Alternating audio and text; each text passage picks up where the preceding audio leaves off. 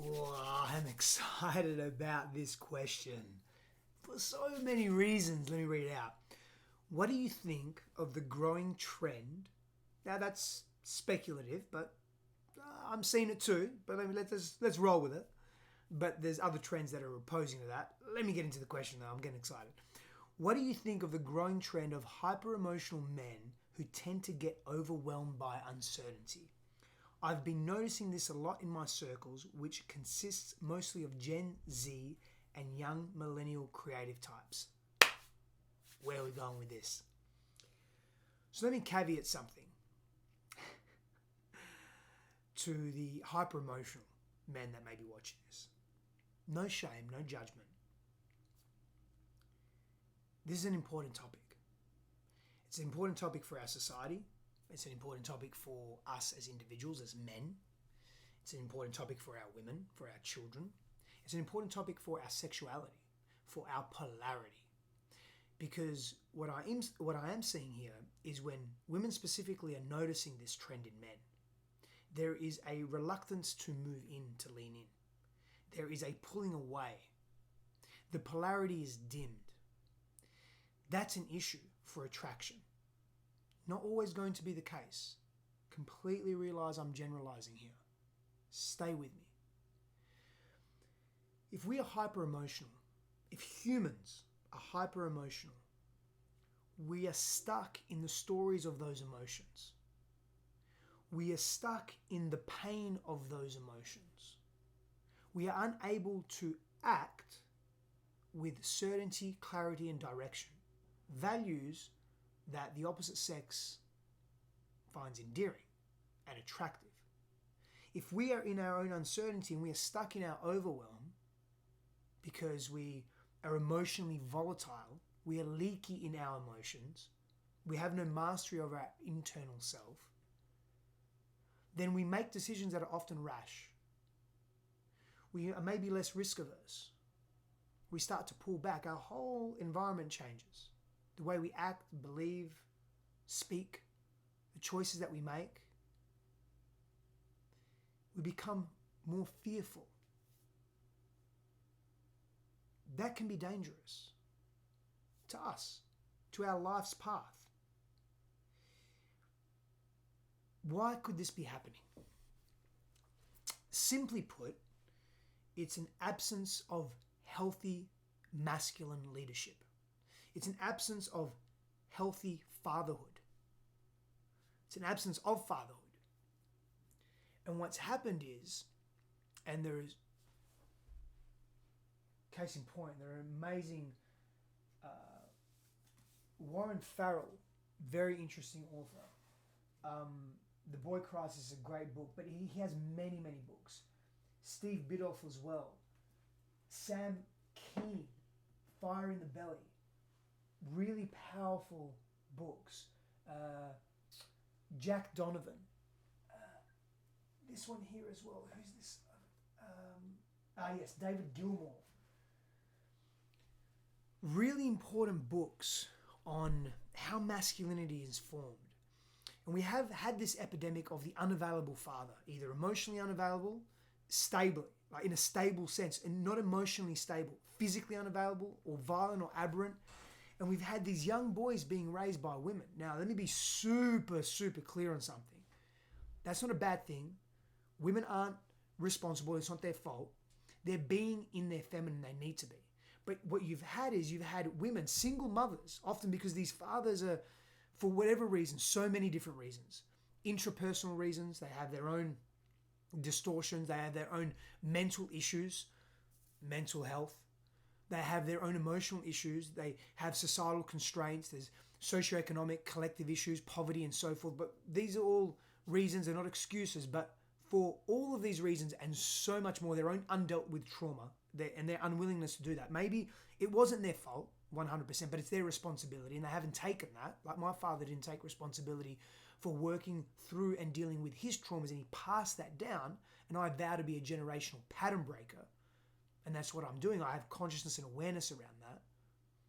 And I'm consistently working on that as I'm about to bring a little baby girl into the world where my wife is.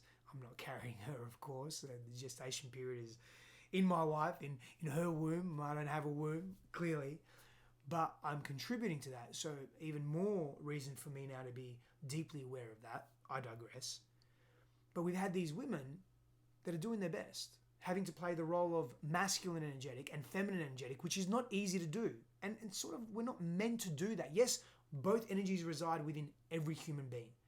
To polarity, to duality, it's two wings of the same bird. The distinction creates richness in how we learn and grow and understand ourselves. But that's a big, big effort for a woman to do that on her own, to be a single mother, a single parent, and having to be in the world and be in that energy that got shit to do, goal setting, objective orientated, have to pay the bills, have the responsibilities.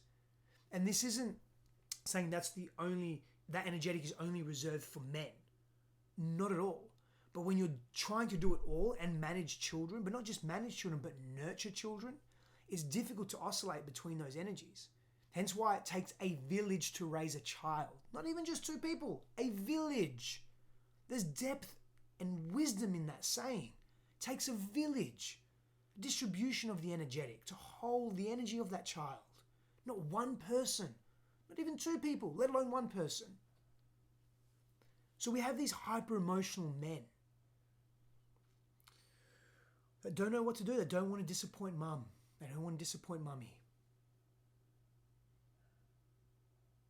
And they're craving dad's attention and his approval and his love. And that sets a confusion internally. And those hyper-emotional men have no control of their emotional being. Can become irrational, become overwhelmed by uncertainty, not know what to do. They want to be in the flow. They want to chase the sun. They're not interested in structure. They never had that really growing up. They're not interested in linear thinking.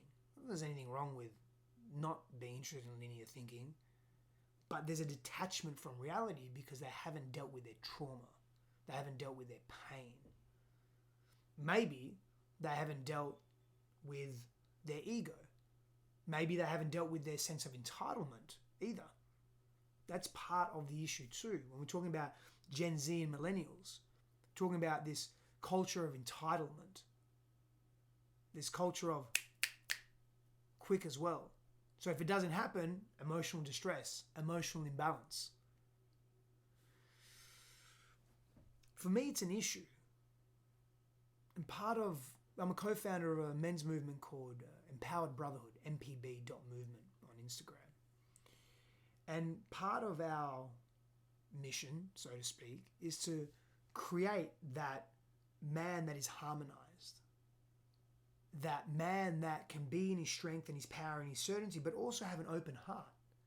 Can also communicate and connect and be in his emotional body, but isn't leaky in his emotional body. Isn't controlled by his past. And therefore either gets hyper aggressive or hyper emotional or does it for attention or is vulnerable not for the truth of vulnerability, but rather for the attention seeking or for the ego boost or because the self-worth is low and he needs to play the victim because that's been his pattern. The man that we are wanting to build is a man of substance. My experience has shown me that's very attractive as well in the world. And yes, we can be both and all of it. And we can be on that spectrum.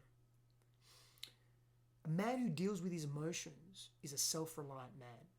A man who then has issues and pain and then brings that to his brotherhood, his brethren, a support group, a group of men that can witness him, challenge him, call him forward, mirror him, reflect him.